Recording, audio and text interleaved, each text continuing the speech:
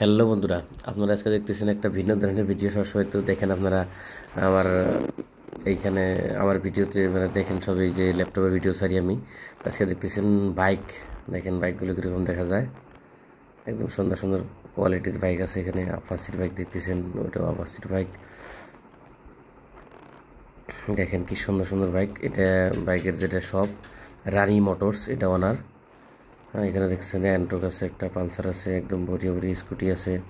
তো যদি কারো লাগে যোগাযোগ করবেন, মোবাইল নাম্বার দেওয়া থাকবো। এটা বিলাসীপাড়া এরিয়াতে পড়ে, বিলাসীপাড়া সাব ডিভিশনের এরিয়া, পরশুয়ারখাল পার্ট 2 কয় নিয়ারে আপনার এমই স্কুল আছে আর কি।